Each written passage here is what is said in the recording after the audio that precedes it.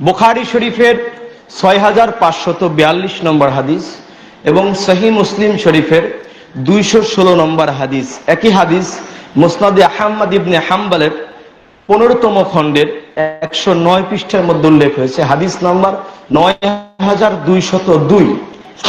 বুখারী শরীফ এবং মুসলিম শরীফের মুত্তাফাকুন আলাই হাদিস। সারা পৃথিবীর মধ্যে হাদিসের কিতাবের জগতে যেই দুইটা কিতাবকে টপ র্যাঙ্কে রাখা হয়, বুখারী এবং মুসলিম, এবং আমাদের আলেম সমাজ কোরআনের পরে এই বুখারী শরীফের স্থান দিয়ে থাকে। বলেন, আমি আপনাদের জ্ঞাতার্থে বলি, মুহাম্মদে মুস্তাফা সাল্লাল্লাহু আলাইহি ওয়াসাল্লাম কখনো কোরআনের পরে বুখারীর মর্যাদা বলেন নাই। প্রশ্ন নিচ্ছেন নাকি ভাইরা? জ্ঞাতার্থে বলছি, মানে আমার সমাজের আলেম সমাজ এটা বলে থাকেন যে বুখারীর মর্যাদা হচ্ছে কোরআনের পরে, বাট আমি আপনাদেরকে হলফ করে বলছি রাসূল পাক সাল্লাল্লাহু আলাইহি ওয়াসাল্লাম কখনো এটা বলেন নাই যে কোরআনের পরে তোমরা বুখারীর মর্যাদা দিও। রাসূল পাক তো দূরের কথা, রাসূল পাকের কোন সাহাবায়ে কেরাম এটা বলে যান নাই যে কোরআনের পরে তোমরা বুখারীর মর্যাদা দিও। রাসূল পাকের কোন সাহাবী এটা বলে যান নাই। হযরত আবু বকর বলে যান নাই, হযরত ওমর বলে যান নাই, হযরত উসমান বলে যান নাই, মাওলায়ে কায়নাত ছেড়ে খুদ হযরত আলী বলে যান নাই, হযরত তালহা বলেন নাই, হযরত জুবায়ের বলেন নাই, হযরত আব্দুর রহমান বিন আউফ বলেন নাই।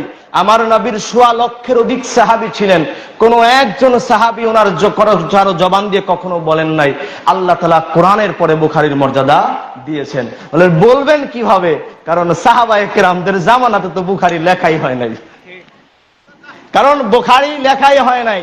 ইমাম বুখারীর জন্ম হয়েছে 250 বছরে পরে, রাসূল পাকের দুনিয়া থেকে বিদায় গ্রহণের 250 বছর পরে ইমাম বুখারীর জন্ম হয়েছে। তো ইমাম বুখারীর জন্ম হয়েছে 250 বছর পর। জন্মের পরেই তো আর উনি বুখারী শরীফ লেখেন নাই ভাই।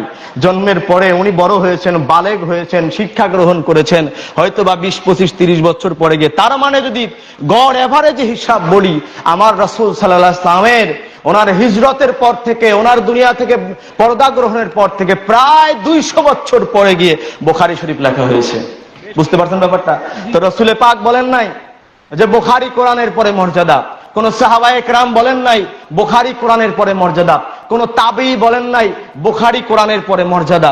আমি এই কথাগুলো আপনাদের এই কারণে বললাম, আমাদের সমাজের মধ্যে এই কথাগুলো অহরহ প্রচারিত হয়, বলা হয়, যে কোনো আলোচনা করলে বলা হয় এই হাদিসটা কি বুখারী শরীফে আছে? যদি বলা হয় যে না বুখারীতে নাই, বলে তাহলে মানা যাবে না। বলে কি বলে না? বলে। এই যে কথাটা, এটা সম্পূর্ণ একটা জাহেলিয়াতপূর্ণ কথা, এটা অজ্ঞতাপূর্ণ কথা। বলবেন কিভাবে? বলে ইমাম বুখারী শরীফ লিখেছেন রাসূল পাক সাল্লাল্লাহু আলাইহি ওয়াসাল্লামের দুনিয়া থেকে পর্দা গ্রহণের 200 বছর পর। সেই বুখারী শরীফ, সেটার মধ্যে কোনো হাদিস না থাকলে সেটা মানা যাবে না, সেটা গ্রহণ করা যাবে না। এই আকীদা, এই চিন্তাধারাই হচ্ছে সম্পূর্ণ জাহেলিয়াতপূর্ণ কথা।